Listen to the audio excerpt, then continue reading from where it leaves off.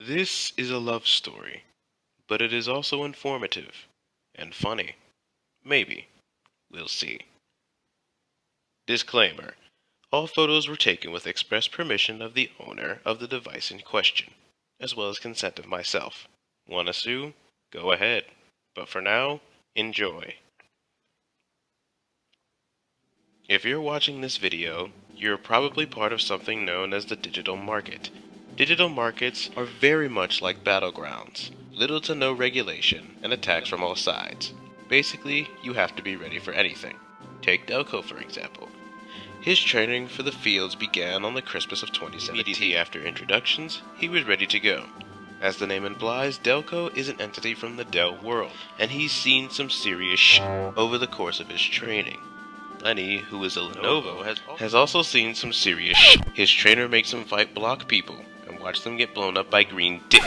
The businessman from Area 51 is the businessy type and likes to get things done, although his lack of earthly mannerisms and one-track mind make him come off as a little crass, much like the next entity and its description.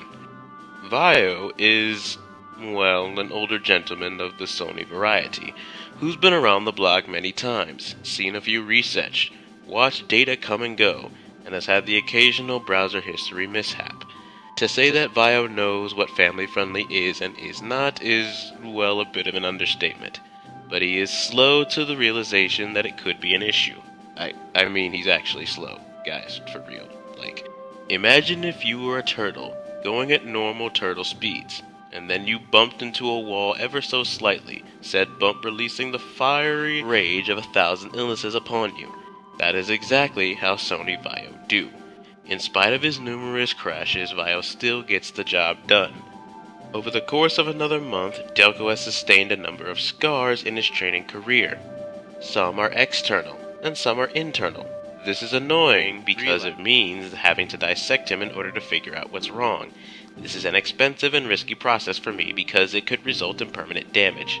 DellCo has lost functionality in his 5 and 6 keys lining his top row, and his 8 key on the number pad on his right. He's also lost functionality in his bottom left control key. Try this now. Look at your hands. Imagine that they have 10 fingers each.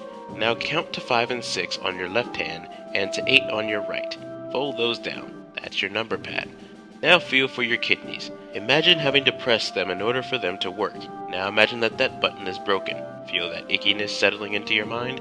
Yeah, that's DellCo for you. Luckily, Vio has a solution. Slow as he is, Vio possesses an external keyboard, which he graciously donated to DellCo. Seeing as how Vio is now retired and sits in a corner collecting dust, it's not like he's going to use it. This helps when Blaze comes to visit, and she and DellCo train together. No, this love story does not happen between these two, you impatient kids. What? These are college students?